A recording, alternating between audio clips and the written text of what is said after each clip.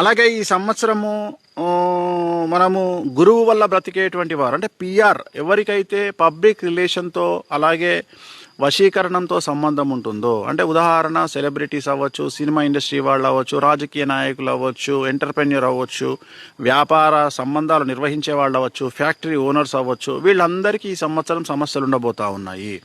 ఈ సంవత్సరము చాలా వరకు 100కు 90% మంది ఏదో ఒక రకమైన సమస్యను ఎదుర్కోబోతూ ఉన్నారు.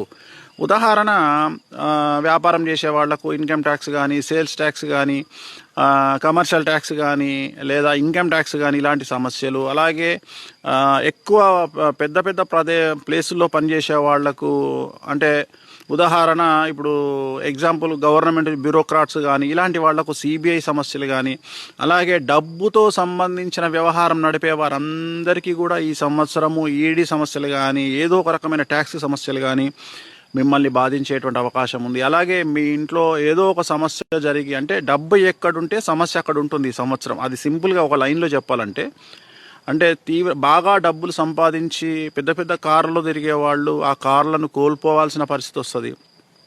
It is related to some రాశి. అంటే ఎవరికి పడితే వాళ్ళకి జరుగుతుంది, అందరికీ జరగదు. ఉదాహరణ, ఒక తులారాశి, ఒక మీనరాశి, ఒక మేషరాశి, ఒక కర్కాటక రాశి, ఒక సింహరాశి, ఒక తులారాశి. సో ఇలాంటి వాళ్లకు ఎవరైతే డబ్బుతో ఉంటారో వాళ్లకు ఈ సమస్యలు ఏర్పడే అవకాశం కనిపిస్తూ ఉంది.